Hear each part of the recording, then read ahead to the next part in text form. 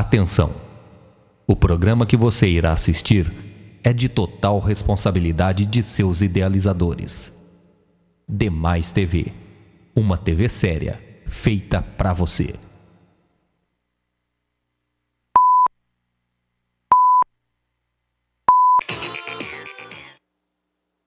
Boa tarde, São Paulo. Boa tarde, Brasil. Demais TV com o programa Momentos. E hoje com a presença do Dr. Ivan, com as melhores dicas a todos os internautas. O nosso programa tem o apoio cultural da Associação Feminina das Servidoras Públicas do Brasil. E temos também, gostaríamos de levar ao conhecimento de vocês, apesar que as crianças já estiveram aqui, nós estamos com o CRIA, a nossa creche, com 60 crianças, que são crianças carentes lá do bairro da Nova Cachoeirinha, Sítio dos Francos.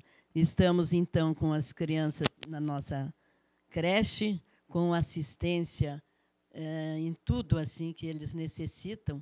E são crianças que não são filhas de funcionário público, não. São crianças que necessitam de um apoio, de um carinho e de cuidados. E nós estamos, então, a Associação Feminina, estamos com esse trabalho maravilhoso. E agora vamos para as dicas. O doutor, boa tarde. Doutor Ivan, como que vai? Boa tarde, Dercila. Boa tarde a todas as pessoas que estão nos assistindo. Em primeiro lugar, eu queria agradecer mais uma vez o seu convite para o programa e parabenizá-la mais uma vez. E reiteradas vezes a gente já comentou sobre o seu CRIA, onde você tem crianças ali que realmente são carentes e que precisam de todo o apoio que vocês têm dado. E eu acho que isso é um exemplo para a sociedade como um todo, né? Parabéns. E como vai indo os cursos seus no interior? Estamos bem. Eu acho que... Tem muita solicitação? Tem bastante. Eu acho que o pessoal tem nos procurado, porque é um assunto realmente que o pessoal precisa conhecer. E, infelizmente, é um assunto pouco dado nas faculdades, né? E a gente tem aí o privilégio de já ter até um certo nome aí a nível nacional. E tem nos procurado, sim, bastante. E com prazer, a gente, sempre que somos convidados, ministramos os cursos, né, em todo o Brasil. Vamos lá com as dicas? Quais são os cuidados que devemos ter com pacientes portadores de doença de tireoide?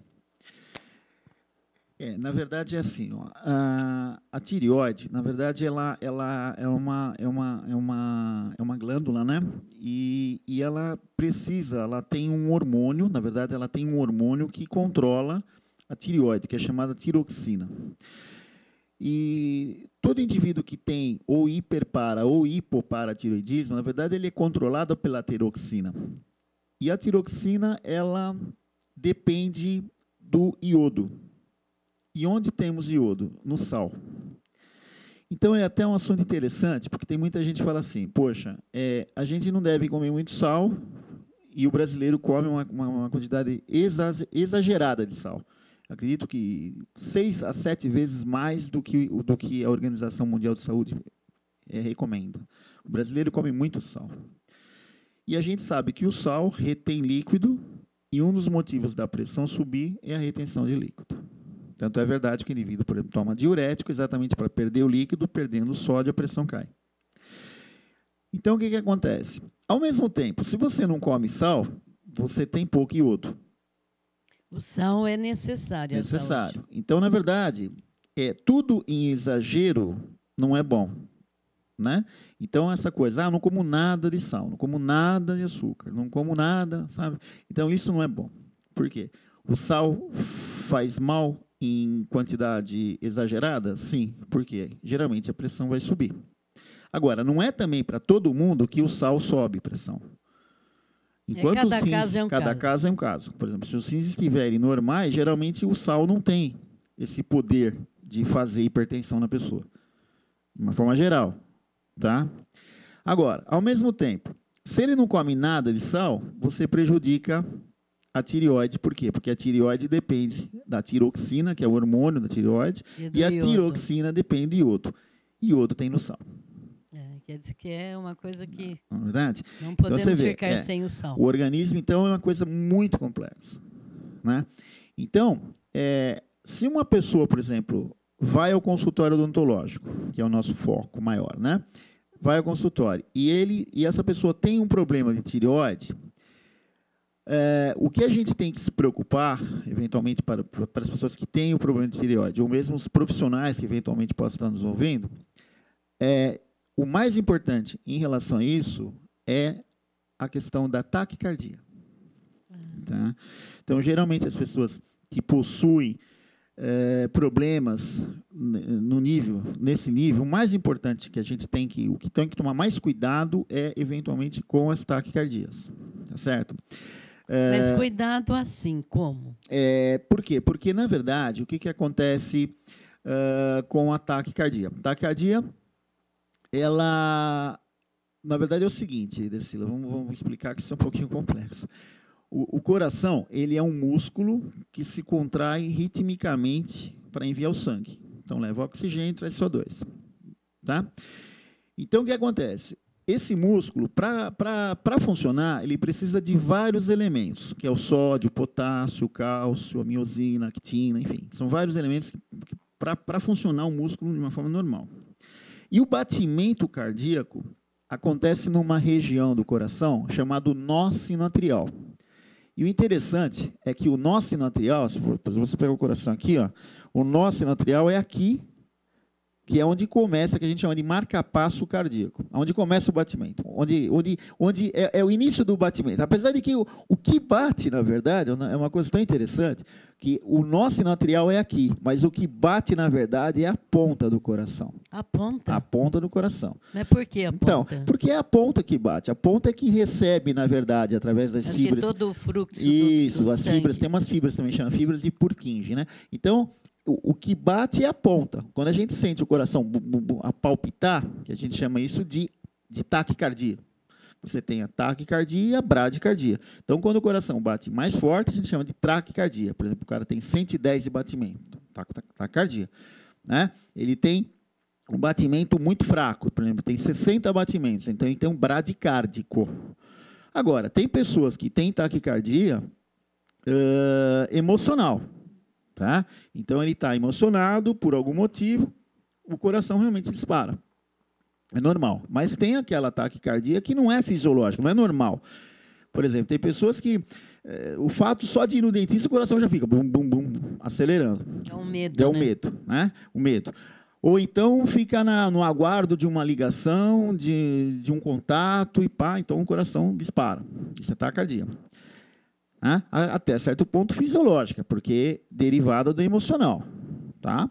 Agora, quando a taquicardia já passa do limite, então a gente precisa eventualmente fazer uma manobra, que a gente chama de manobra vagal. Manobra vagal, na verdade, é você estimular aquilo que a gente chama de parasimpático.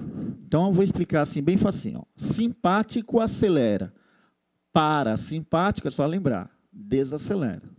Então, quando você estimula o simpático, por exemplo, todo mundo fala adrenalina. Adrenalina faz... O cara fala, pô, estou com a adrenalina toda. Né? Assim, quer dizer, ele está excitado. Então, por exemplo, você pega um anestésico com adrenalina, provavelmente o coração vai bater mais forte. Você faz um anestésico sem adrenalina, não. Por quê? Porque faz vasoconstrição. Então, o que acontece? Quando você fala simpático, acelera. Parasimpático, desacelera. Então, se o indivíduo está com o coração batendo rápido, você pode fazer uma manobra que a gente chama manobra vagal. Por que vagal? Porque estimula um nervo chamado nervo vago, que é o 10º par de nervo craniano. Na verdade, você tem 12 pares de nervos cranianos que saem daqui e vai pela coluna toda. E a inervação é cruzada, viu?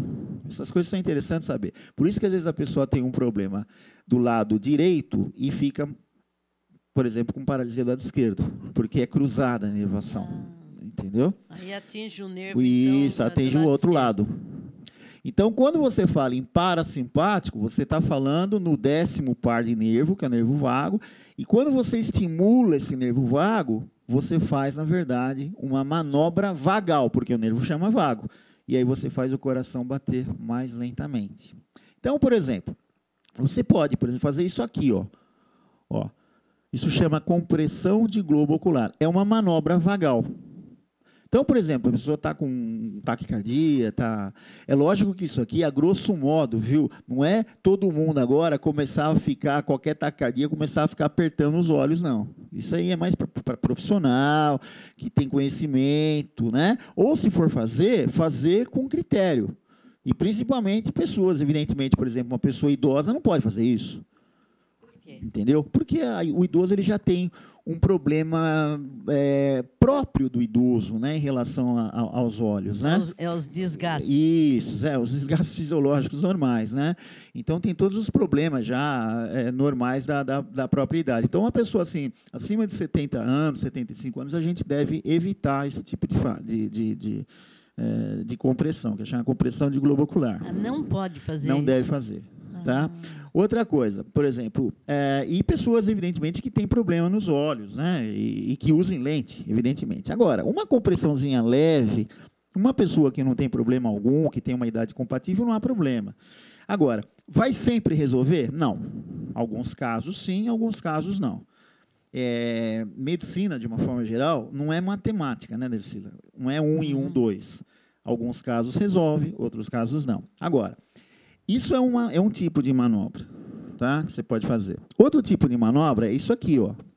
Virar, fazer 30 segundos aqui, bem aqui no ângulo da mandíbula, ó, 30 segundos. Depois vira para esse lado, 30 segundos. Isso também é uma manobra vagal. Ou seja, você está estimulando o parasimpático, você está estimulando o nervo vago e vai fazer o coração bater de uma forma mais lenta.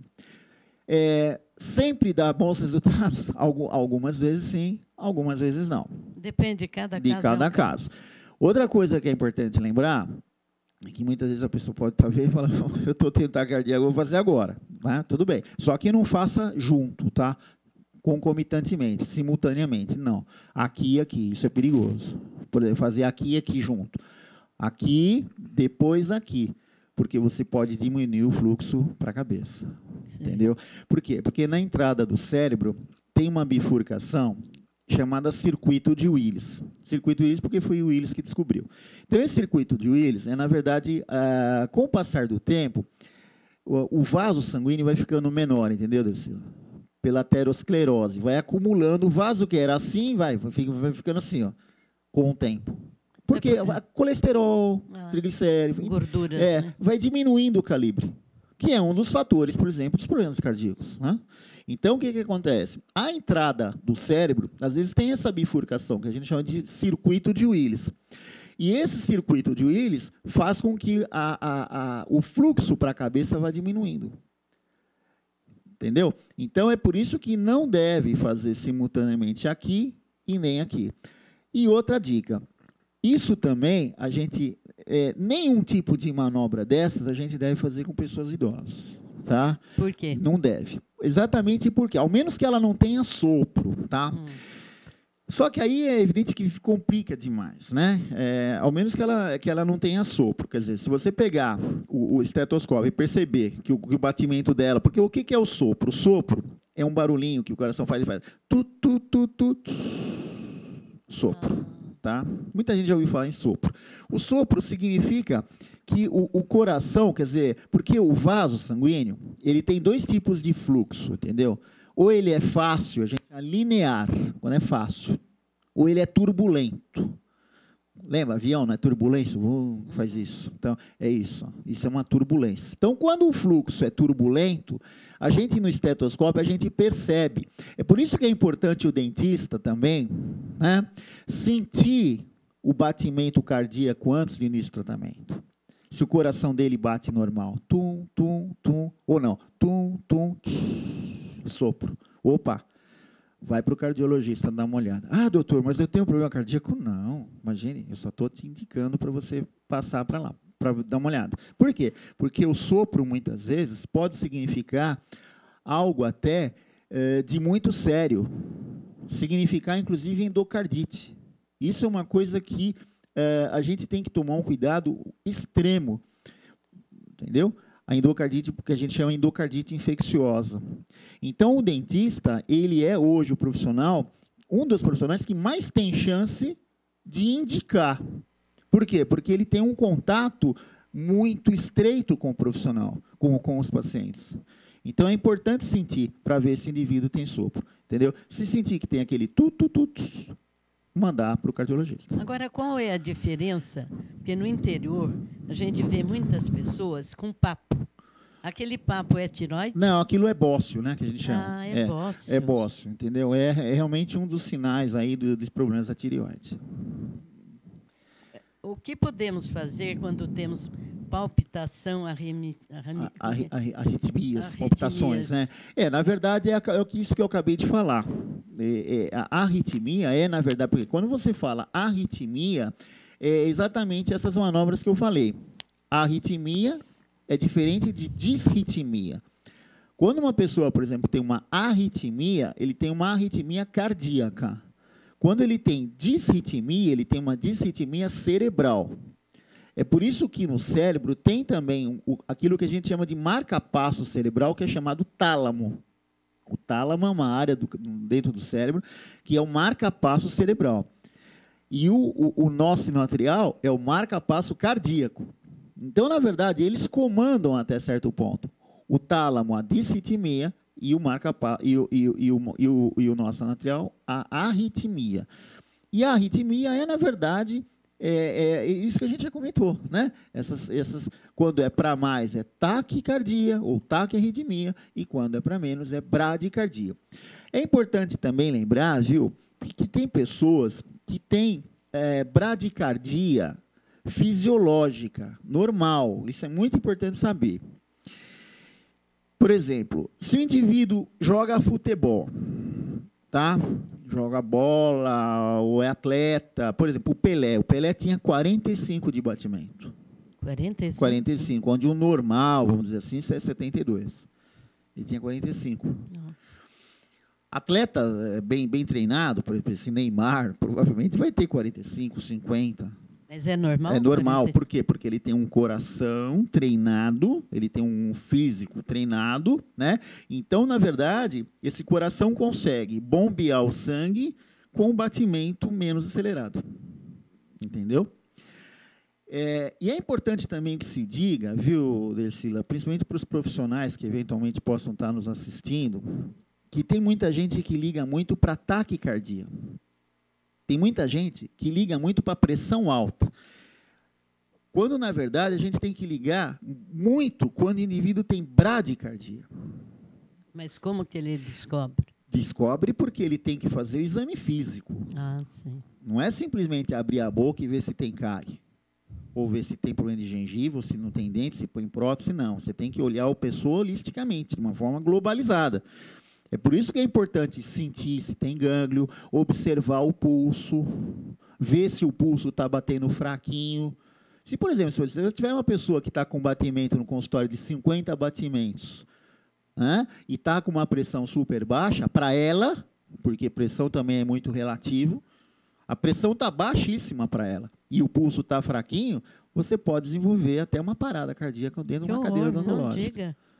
Certo? Uma parada cardíaca? Pode, por quê? Porque parou, porque a pressão cai demais. O pulso muito fraco, o que acontece? O coração, é o choque, né? Parado. Seria um choque circulatório, né? Certo. Entendeu?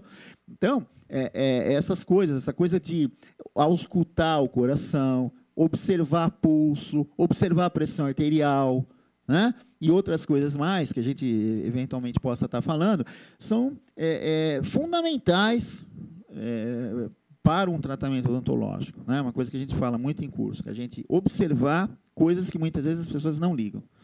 E já vão logo observando as questões meramente da cavidade oral, da boca. Então, agora nós vamos ao intervalo comercial. Nos aguarda.